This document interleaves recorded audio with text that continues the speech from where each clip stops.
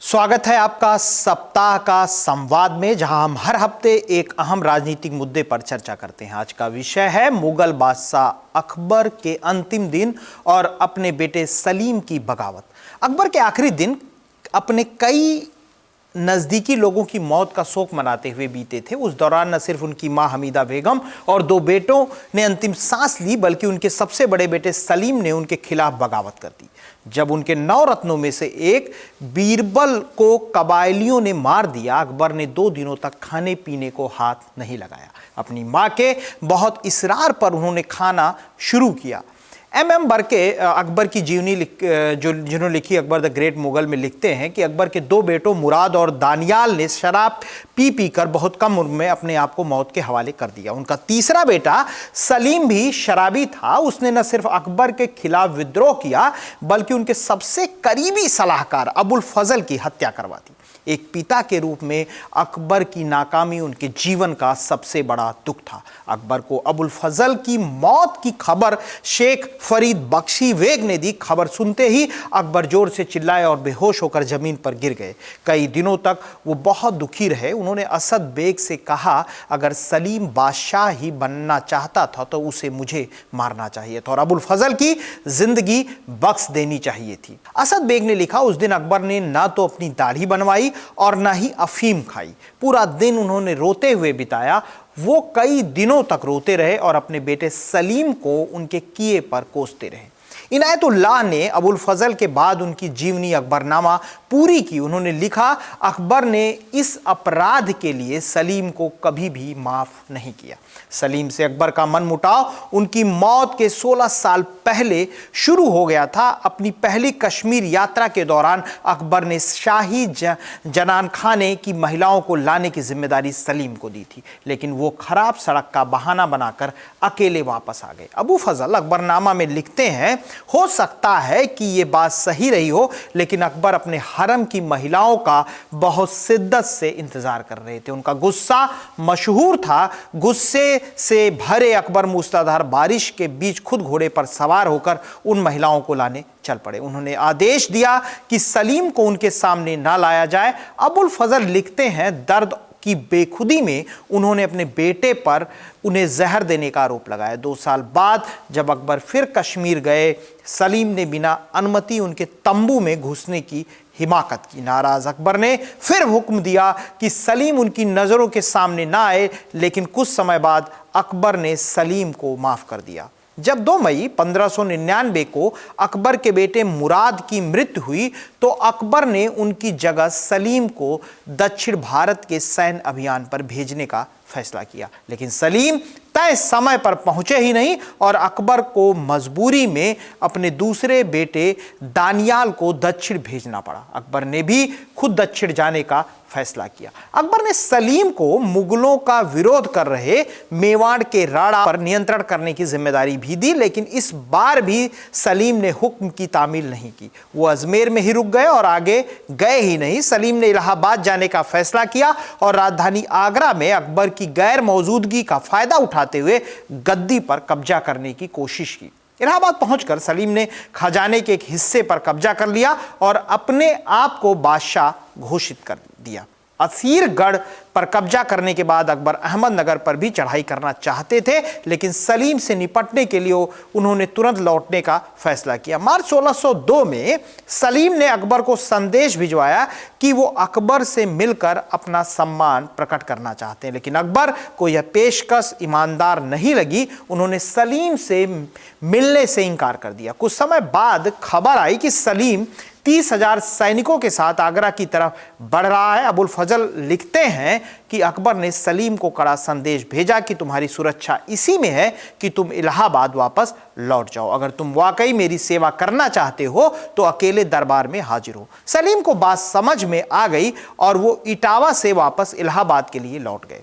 सलीम को सत्ता के केंद्र से दूर रखने के लिए अकबर ने उसे बंगाल और उड़ीसा का गवर्नर नियुक्त किया, लेकिन सलीम ने वहां जाने से इनकार कर दिया।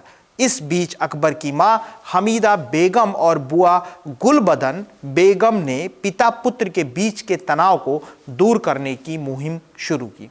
उन्होंने अकबर से अनुरोध किया कि वो सलीम को माफ कर दें। अकबर के मन में इन दोनों महिलाओं के लिए बहुत सम्मान था, इसलिए उन्होंने उनकी बात मान ली। उन्होंने अपनी एक पत्नी सलमा सुल्तान बेगम को सलीम को अपने पास लाने के लिए भेजा। अबुल फजल लिखते हैं, उनके साथ अकबर ने सलीम के लिए एक हाथी, एक घोड़ा और एक पोशाक उपहार के तौर पर भेजा। जब सलीम सलमा के साथ आगरा के नजदीक पहुंचे तो उन्होंने एक अनुरोध भिजवाया कि उनकी दादी उनका हाथ पकड़कर बादशाह के सामने ले जाएं ताकि वो अपना सिर उनके पैरों पर रख सकें। अगले दिन शहजादे सलीम ने अकबर के पैर पर अपना सिर रखकर उनसे माफी मांगी। अकबर ने उन्हें गले लगाया और उनका 350 हाथियों और 12,000 सोने के सिक्कों का तोहफा स्वीकार कर लिया। सलीम के मन को शांत करने के लिए अकबर ने अपना साफा उतार कर अपने बेटे के सिर पर रख दिया। ये इस बात का संकेत था कि अकबर के उत्तराधिकारी के रूप में सलीम की स्थिति में कोई फर्क नहीं आया है। लेकिन 1604 आते आते सलीम के विद्रोह की खबरें एक बार फिर अकबर के कानों में पड़ी। इस बार उन्होंने तय किया कि वो सलीम को नियंत्रित करने के लिए खुद अभियान पर निकलेंगे। भारी वर्षा के कारण उनके निकलने में देरी हुई। इस बीच खबर आई कि उनकी मां हमीदा बानो गंभीर रूप से बीमार हैं। अकबर वापस आगरा लौट आए। इनायत उल्लाह अकबरनामा में लिखते हैं, अकबर अपनी मां की बगल में बैठे रहे। उन्होंने उनसे कई बार बात करने की कोशिश की लेकिन उन्हें कोई जवाब नहीं मिला। दुनिया का महानतम जीवित व्यक्ति जिसने इतने दिनों तक राज किया अपनी मां से आखिरी बार बातचीत भी नहीं कर सकता था। 29 अगस्त 1604 को हुमायूं की पत्नी और अकबर की मां ने बेहोशी की हालत में अंतिम सांस ली। अकबर ने अपने सिर के सारे बाल और मूछें मुड़वा दी, अपना साफा उतार दिया और शोक के कपड़े पहन लिए। इन घटनाओं के बाद से ही प्रशासन पर अकबर की पकड़ धीमी पड़ने लगी। उस समय अकबर के बनाए चित्रों में दिखाई देता है कि उनके बाल सफेद हो गए और उनके चेहरे पर दुख की लकीरें साफ दिखाई देने लगी। 22 सितंबर 1605 को पेट के दर्द के साथ अकबर की तबीयत बिगड़ना शुरू हो गई। उनके डॉक्टर हकीम अली जिलानी को बुलाया गया। हकीम ने बादशाह से कहा कि कोई दवा लेने से पहले एक दिन तक वो कुछ भी ना खाएं और ना पिएं। अगले दिन उन्हें पीने के लिए सिर्फ सूप दिया गया। पूरी बीमारी के दौरान उनके पोते खुसरो उनकी पलंग के पास रहे। उनके चिकित्सक हकीम अली इस बात का पता नहीं लगा सके कि उनको मर्ज क्या है। इनायत उल्लाह अकबरनामा में लिखते हैं कि बीमारी के शुरू के दिनों में अकबर ने रोज झरोखा दर्शन की रस्म निभाई क्योंकि वो आम जनता को ये आभास नहीं देना चाहते थे कि वो गंभीर रूप से बीमार हैं। लेकिन फिर उन्होंने बिस्तर पकड़ लिया। लेकिन इसके बावजूद वो बोलकर शाही हुक्म लिखवाते रहे। लेकिन 10 दिन बाद बुखार ने उनको जकड़ लिया। उनका शरीर कमजोर होता चला गया। अकबर के अंतिम दिनों में अकबर के 2 सबसे नज़दीकी सहयोगियों मान सिंह और अजीज कोका ने उनके उत्तराधिकारी चुनने के लिए सभासदों की बैठक बुलाई। उन दोनों व्यक्तियों ने सभा को याद दिलाया कि अकबर की भावनाएं सलीम के पक्ष में नहीं है। असद बेग अपनी किताब वाक़ए असद बेग में लिखते हैं, मान सिंह और अजीज ने बैठक में शामिल लोगों को बताया कि अकबर सलीम को अपना उत्तराधिकारी नहीं बनाना चाहते। उन्होंने सलीम की जगह खुसरो का नाम प्रस्तावित किया। लेकिन अकबर के एक और दरबारी सईद खां बाराहा ने सलीम का समर्थन किया और बैठक छोड़कर बाहर आ गए। सलीम ने यमुना नदी के उस पार अपना शिविर लगाया था। ईरा मुखौटी अपनी किताब अकबर द ग्रेट मुगल में लिखती हैं, राजा मान सिंह ने सलीम की गद्दी की दावेदारी की संभावना को खत्म करने की कोशिश की। यहां तक कि जब सलीम नाव से आगरा के किले आए तो उन्होंने उन्हें गिरफ्तार करवाने की कोशिश भी करवाई। लेकिन सलीम को पहले ही आगाह कर दिया गया था कि वो किले में न घुसे वरना उन्हें गिरफ्तार कर लिया जाएगा।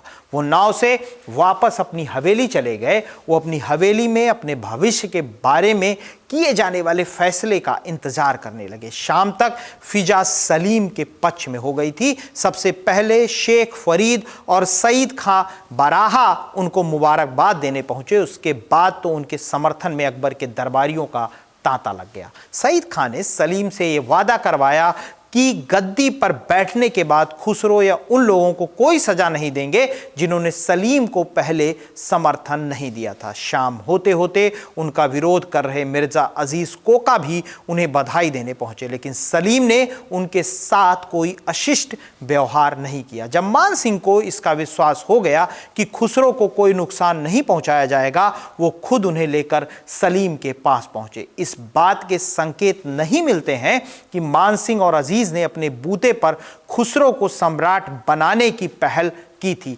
मुनीस फारूकी अपनी किताब the prince of the Mughal empire में लिखते हैं, अपने शासन के अंत तक अकबर इस कोशिश में थे कि किसी न किसी तरह मुगल गद्दी पर सलीम के दावे को नाकाम किया जा सके। जब सलीम अकबर के शयन कक्ष में दाखिल हुए तो उनकी सांसें अभी चल रही थीं। अपने पिता के इशारे पर उन्होंने अकबर का मुकुट और कपड़े पहने और अकबर की तलवार अपनी कमर पर लटकाई। ये तलवार बाबर की थी, उन्होंने भी उसे अपनी मौत से कुछ समय पहले हुमायूं को दिया था। सलीम ने अपने पिता के पैरों पर अपना सिर झुका दिया। असद बेग लिखते हैं, अकबर ने अपनी आंखों से सलीम को मुगल शासन के प्रतीकों को धारण करते हुए देखा। उन्होंने ये भी देखा कि उनके दरबारी नए शासक के सामने सिर झुका रहे हैं। इसके बाद उनकी आंखें हमेशा के लिए बंद हो गईं। वो दिन था 27 अक्टूबर 1605। उस समय उनकी उम्र 63 साल थी और वो 49 वर्षों तक भारत पर राज कर चुके थे। पार्वती शर्मा अकबर की जीवनी अकबर ऑफ हिंदुस्तान में लिखती हैं, अकबर ने सलीम को सत्ता का प्रतीक मुकुट, पोशाक और तलवार ही नहीं दी, उन्होंने अपने कुछ निजी सामान जैसे तस्वीर और ताबीज भी सलीम के हवाले किए। पिता की मौत के एक सप्ताह के बाद 36 वर्षीय सलीम ने उनकी जगह ली। वो अब न सलीम रह गए और न ही अकबर के प्रिय शेखू बाबा। भारत की गद्दी पर बैठने वाले शख्स का नाम था नूरुद्दीन मोहम्मद जहांगीर। अगर आपको यह वीडियो पसंद आया हो तो लाइक और शेयर करना ना भूलें। अगले हफ्ते फिर मिलेंगे एक नए संवाद के साथ। तब तक के लिए धन्यवाद।